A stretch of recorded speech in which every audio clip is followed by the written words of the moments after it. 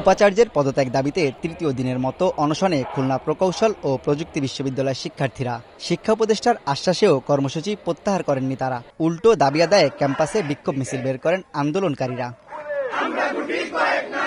বুধবার সকাল 10:45টার দিকে শিক্ষা উপদেষ্টা কুয়েটে গিয়ে শিক্ষার্থীদের সঙ্গে কথা বলেন এবং তাদের দাবি দেওয়া শোনেন। তদন্ত প্রতিবেদন পেলে গত 18 ফেব্রুয়ারির হামলায় জড়িতদের বিরুদ্ধে ব্যবস্থা নেওয়া হবে বলে আশ্বস্ত করেন শিক্ষা উপদেষ্টা। তারা চাইছে এখনই আমরা কোনো ঘোষণা দেই যার মাধ্যমে তারা যেন অনশন শেষ করতে পারে।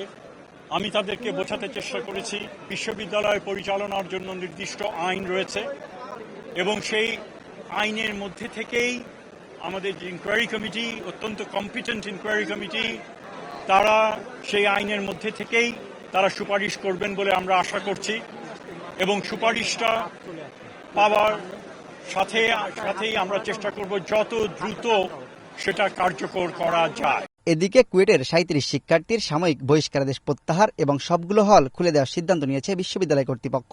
অন্যদিকে চাপ দিয়ে উপাচার্যকে অপসারণ করা হলে তা মেনে নেওয়া হবে না বলে সাফ জানিয়ে দিয়েছে কুয়েট শিক্ষক সমিতি। আগের সিন্ডিকেটে যে সাময়িক বহিষ্কারের ব্যাপারে যে 37 জনের ব্যাপারে বলা হয়েছিল, ওই সিদ্ধান্তটা প্রত্যাহার করা হয়েছে।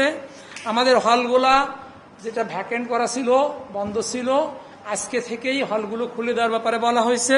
যেহেতু এখন সরকার এখানে হস্তক্ষেপ করেছে, আইন মহোদয়ের যদি কোনো দোষ থাকে, ওনারা কোনো ত্রুটি খুঁজে পান, ওনারা সেই অনুযায়ী ব্যবস্থা নেবেন। কিন্তু সেটা যদি না হয়, এইভাবে কোনো পক্ষের কোনো গ্রুপের এরকম করে চাপে একজন ভাইস চ্যান্সেলরকে একজনকে অযৌক্তিকভাবে পদত্যাগ করতে হবে, আমরা এর তীব্রভাবে বিরোধিতা করছি। তবে উপদেষ্টার কথায় আশ্বস্ত না হয়ে কুয়েট উপাচার্য পদত্যাগ না করা পর্যন্ত অনশন চালিয়ে যাওয়ার ঘোষণা দেন শিক্ষার্থীরা। এখন আমাদের পদত্যাগপত্র অথবা ওনাকে অপসারণ করা হয়েছে, এই কাগজটা এনে দেন, আমরা একটু পানি খেতে চাই, আমাদের অনেক তৃষ্ণা পাইছে। আমাদের শিক্ষার্থীদের জীবন নিয়ে সংখ্যা দেখা দিচ্ছে, কিন্তু এখনো আমরা তেমন কোনো ফলাফল আমরা পাইনি, আমরা শুধু আশাই শুনে যাচ্ছি। আজকে 5 জন শিক্ষার্থীকে আমরা হসপিটালাইজ করতে বাধ্য হয়েছি এবং 4 জন শিক্ষার্থী আমাদের অস্থায়ী ক্যাম্প রক্তাক্ত কুয়েট মেডিকেল সেন্টারের অধীনে চিকিৎসাধীন অবস্থায় আছে। শিক্ষা উপদেষ্টা এসেছেন, উনি আমাদের অনশন ভাঙার জন্য রিকোয়েস্ট করেছেন, বাট আমরা স্ট্রংলি বলে দিয়েছি যেটা আমাদের ভিসি অপসারণ না হওয়া পর্যন্ত আমাদের যারা অনশনে বসেছে তারা অনশন ভাঙবে না।